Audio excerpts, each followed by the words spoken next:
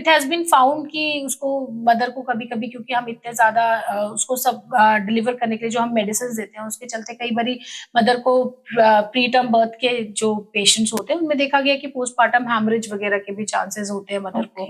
उसके अलावा अगर बच्चे की बात करें तो ऐसे बच्चों को अक्सर देखा गया कि वो कभी कभी नर्सरी में तो जाएगा ही जाएगा, अगर वो 34 वीक से पहले है उन बच्चों को हमें रखना पड़ता है, क्योंकि हर नर्सरी का डेफिनेटली अपना अपना क्राइटेरिया होता है कि वो कब तक रखते हैं। कुछ वेट पे डिपेंडेंट होता है, लो बर्थ वेट तो नहीं है। अगर वो वेट सही है लेकिन अगर वो टाइम से पहले हुआ है, अप्रोप्रिएट फॉर जेस्टेशनल एज है वो बेबी, तो उसके अकॉर्डिंगली वो लोग डिसाइड करते हैं कि उनको नर्सरी में रखना है कि नहीं। ऐसे बच्चे को वेंटिलेटर पे रखना पड़ जाता है। ये बच्चों को हाइपोथर्मिया, मतलब उनका टेम्परेचर मेंटेन करना मुश्किल हो जाता है, उनके शुगर्स कंट्रोल नहीं होते हैं, कभी कभी हाइपोग्लाइसीमिया के भी चांसेस होते हैं। मैम एक मेरे को आपसे टॉपिक डिस्कस करना था कि ये जो प्रीमेच्योर बर्थ्स हो रहे हैं आजकल, ये क्या होता है और ये क्यों होता है? प्रीमेच्योर बर्थ या प्रीमेच्योर डिलीवरी, ये जो होता है ये वो बर्थ होता है किसी भी वुमन का जब वो बेबी को बर्थ देती है 37 वीक्स से पहले। सो यूजुअल जो प्रेगनेंसी हम कहते हैं वो 40 वीक्स की होती है, ठीक है। तो अगर किसी की 40 वीक्स प्रेगनेंसी है तो ऐसे नहीं कहेंगे कि 40 वीक से पहले हुई तो वो प्रीमेच्योर है। 37 वीक्स से पहले जो भी प्रेगनेंसी डिलीवरी होती है उसको हम बोलते हैं प्रीमेच्योर बर्थ या प्रीमेच्योर डिलीवरी। प्रीटर्म बर्थ भी इसको बोला जाता है। ऐसे में क्या होता है कि हम क्यों कहते हैं, हमने क्यों 37 वीक्स को हमने उसको क्राइटेरिया क्यों बनाया। 37 वीक्स को हमने क्राइटेरिया इसलिए बनाया क्योंकि अगर उससे पहले डिलीवरी होती है तो बेबी के चांसेस होते हैं कि उसकी जो लंग मेच्योरिटी है, because that is the last organ to develop completely, तो लंग्स जो होते हैं वो कई बार डेवलप नहीं होते हैं अगर उससे पहले डिलीवरी होती है। तो ऐसे में बच्चे की ना जब मेच्योरिटी लंग की नहीं होती है तो देर आर चांसेस कि बच्चा जब डिलीवर हो तो उसको ब्रीदिंग डिफिकल्टीज हो, और ऐसे बच्चे को वेंटिलेटर की भी कभी कभी जरूरत पड़ सकती है। आखिर ये प्रीटर्म बर्थ सिर्फ 37 वीक से पहले जैसे हमने कहा, तो it starts from the period of viability in a baby, है ना। किसी भी जब उसका बेबी का वायबिलिटी का पीरियड है तब बर्थ हुआ और 37 वीक्स तक है। इसको भी डिवाइड किया गया है, जो न्यूनेटोलॉजिस्ट होते हैं वो इसको अलग अलग तरीके से डिवाइड करते हैं प्रीमेच्योर बर्थ को भी। कुछ अर्ली होते हैं और कुछ लेट होते हैं। तो 34 टू 37 वीक्स जैसे होता है तो उसको लेट बोलते हैं। उनको मैनेज करना थोड़ा आसान होता है as compare to less than 34 weeks, उनको मैनेज करना और भी ज्यादा मुश्किल हो जाता है। अब हम बात करते हैं कि ऐसा ये होता क्यों है। There are multiple causes of preterm birth and उनमें से बहुत से ऐसे कॉजेज होते हैं जिनके बारे में हमें पता भी नहीं होता है। तो मोस्टली जैसे हमने देखा है कि कभी भी किसी पेशेंट में ऐसे ही हो जाता है, या कोई अंडरवेट है लड़की या कोई ओवरवेट लड़की है, उनमें भी चांसेस होते हैं प्रीटर्म बर्थ के। या फिर एज वाइज देखा जाए, लेस देन 18 में प्रीटर्म बर्थ के चांसेस ज्यादा होते हैं। 35 से ज्यादा जो एज होती है उनमें भी इसके इंसिडेंसेस काफी ज्यादा होते हैं। अगर प्रीवियस प्रीटर्म बर्थ हुआ है तो भी अभी प्रीटर्म बर्थ होने के चांसेस होते हैं। अगर एंटीपार्टम हैमरेज हो जाए किसी को तो भी होता है। हम एक एंटिटी बोलते हैं जिसको हम बोलते हैं लीकिंग हो जाती है किसी को, यानी कि वजाइनली लीकिंग हो जाती है, पानी छूट जाता है टाइम से पहले। जो एमनियोटिक मेम्ब्रेन्स होती है वो रप्चर हो जाती है टाइम से पहले। जैसे ये एमनियोटिक फ्लूइड होता है तो इसका जो रप्चर होता है उसके क्या मतलब कॉजेज? हाँ, तो एमनियोटिक फ्लूइड जो, जैसे आपने बहुत ही अच्छा क्वेश्चन पूछा डॉक्टर रीमा, इसमें क्या होता है कि यूजुअली कभी भी ना पेशेंट को इन्फेक्शन होने के चांसेस होते हैं जब वो प्रेग्नेंट होता है।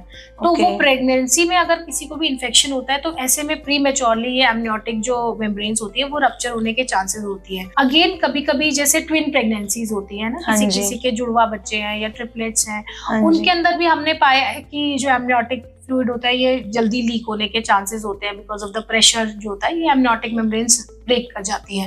At times it has been found जो प्रीवियस या जो इस इंस्टेंस के अंदर जो IVF प्रेगनेंसीज है उनमें भी premature births due to early rupture of membranes जो होता है उनमें भी ये काफी कॉमनली पाया गया है। तो देयर आर मल्टीपल कॉजेज जो होते हैं जो प्रीटर्म बर्थ के अपने आप में होते हैं and many of them are related to amniotic fluid, ये जो मेम्ब्रेन्स के ब्रेकेज के कारण लीकिंग हो जाती है, इसको हम बोलते हैं preterm premature rupture of membranes. तो ये दोनों ही अपने आप में इनके जो कॉजेज होते हैं वो काफी ओवरलैपिंग भी होते हैं और अपने आप में ये एक कॉज होता है प्रीमेच्योर डिलीवरी के लिए। अब पता कैसे चलता है कि किसी को प्रीटर्म बर्थ होने के चांसेस हैं? अगर 37 वीक से पहले किसी को कमर में ऐसा दर्द उठे, लेबर पेन्स उठे, कॉन्ट्रैक्शंस आने लगे, 4 to 5 कॉन्ट्रैक्शंस हो रही है उसको लगातार इन एन आवर उसको, तो उसको तुरंत ही अपने डॉक्टर के पास पहुंच जाना चाहिए। Because at times with the hormones that we give it is always possible कि हम इस प्रीमेच्योर डिलीवरी को हम प्रोटेक्ट कर सकें।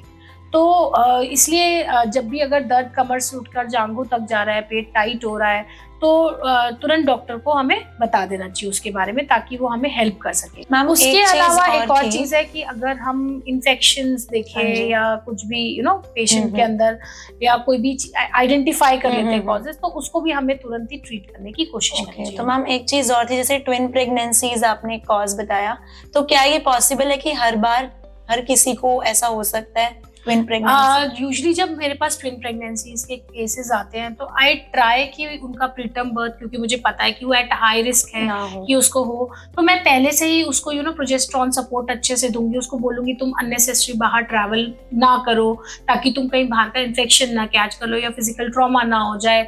तो I try to protect it as much as possible. हम पहले से ही ऐसे एहतियात बरतते हैं कि वो प्रीटर्म डिलीवरीज की तरफ ना जाए। और अगर मैंने देखा है, मैंने जिनमें भी एहतियात बरते और पेशेंट ने भी मेरी एडवाइस को फॉलो किया, तो they have actually gone up to term also. ऐसा नहीं है कि हमेशा ही वो प्रीटर्म बर्थ हो ही हो, बट यस, जो भी ट्विन प्रेगनेंसीज आती है उनको हम पहले से ये आइडेंटिफाई करके रखते हैं कि हमें इनका ध्यान ज्यादा रखना है as compare to singleton pregnancies. Okay ma'am एक और चीज थी, जैसे ये प्री टर्म प्रेगनेंसीज हैं, तो इसके मैम कॉम्प्लिकेशंस क्या होते हैं, like for mother and for baby also? बिल्कुल दोनों के लिए। ये मदर के लिए तो एक बहुत ही ज्यादा हो जाता है, क्योंकि यूजुअली अगर किसी को एप्ला सिंड्रोम है या उसकी ग्रोथ कम हुई, IUGR हुआ, उसकी वजह से हमें हाइड्रोजेनिकली इस प्रीटर्म बर्थ को करना पड़ा, तो देयर आर चांसेस कि मदर का प्रीटर्म कभी कभी सिजेरियन हो जाता है। तो प्रीटर्म सिजेरियन होने का ये रिस्क है कि उसको लाइफ अगला प्रेगनेंसी जो होगा उसमें भी उसको चांसेस है कि वो सिजेरियन की तरफ ही लैंड करे। There are very few cases जब प्रीटर्म बर्थ के बाद हम रिस्क ले सके कि अगली प्रेगनेंसी में वो नॉर्मल डिलीवर कर सके। उसके अलावा ये है कि मदर के उतने उस टाइम तक क्योंकि नहीं वो होते हैं, तो वो जब ट्राई करते हैं हम नॉर्मल डिलीवरी के लिए, तो इट हैज बीन फाउंड कि उसको मदर को कभी कभी, क्योंकि हम इतने ज्यादा उसको सब डिलीवर करने के लिए जो हम मेडिसिन देते हैं उसके चलते कई बारी मदर को प्री टर्म बर्थ के जो पेशेंट्स होते हैं उनमें देखा गया कि पोस्टमार्टम हैमरेज वगैरह के भी चांसेस होते हैं मदर को। उसके अलावा अगर बच्चे की बात करें तो ऐसे बच्चों को अक्सर देखा गया कि वो कभी कभी नर्सरी में तो जाएगा ही जाएगा, अगर वो 34 वीक से पहले है उन बच्चों को हमें रखना पड़ता है, क्योंकि हर नर्सरी का डेफिनेटली अपना अपना क्राइटेरिया होता है कि वो कब तक रखते हैं। कुछ वेट पे डिपेंडेंट होता है, लो बर्थ वेट तो नहीं है। अगर वो वेट सही है लेकिन अगर वो टाइम से पहले हुआ है, अप्रोप्रिएट फॉर जेस्टेशनल एज है वो बेबी, तो उसके अकॉर्डिंगली वो लोग डिसाइड करते हैं कि उनको नर्सरी में रखना है कि नहीं। ऐसे बच्चे को वेंटिलेटर पे रखना पड़ जाता है। ये बच्चों को हाइपोथर्मिया, मतलब उनका टेम्परेचर मेंटेन करना मुश्किल हो जाता है, उनके शुगर्स कंट्रोल नहीं होते हैं, कभी कभी हाइपोग्लाइसीमिया के भी चांसेस होते हैं। ऐसा पाया गया कि ये बच्चे जो है लॉन्ग टर्म के अंदर भी इनको फिजिकली भी इनके साथ कुछ कई बारी इश्यूज आ जाते हैं। उसके अलावा मेंटल जो उनकी ग्रोथ होती है वो भी कभी कभी किसी में थोड़ी सी कम भी पाई जाती है। तो हमें बहुत ध्यान रखना पड़ता है, या पेरेंट्स को बहुत अच्छे से काउंसिल करना पड़ता है कि इसका सिर्फ आज की डेट में नहीं है कि आपका खर्चा सिर्फ इतने तक ही हुआ, उसके आगे जाकर भी उसके प्रोलॉन्ग्ड इफेक्ट्स भी होते हैं। तो पेशेंट को अवेयर होना चाहिए, लेकिन ऐसा नहीं कि हर बच्चे को प्रॉब्लम होगी। तो इसके लिए हम पेशेंट को बता कर रखते हैं ताकि वो अप्रोप्रिएट एहतियात बरत ले जब उसके बच्चे की डेवलपमेंट हो रही है, ताकि at the earliest possible time हम आइडेंटिफाई कर सके कि कब उस बच्चे को प्रॉब्लम हो रही है, ताकि उसको अकॉर्डिंगली मैनेज किया जा सके उन प्रॉब्लम्स को। Okay ma'am, thank you so much in topics के लिए। मेरे को काफी कुछ क्लियर हुआ, काफी कंफ्यूजन्स दूर हुए, और मैं भी अब लोगों को, पेशेंट्स को डिस्कस कर सकती हूँ इन टॉपिक्स के ऊपर। Thank you so much. Thank you doctor Reema.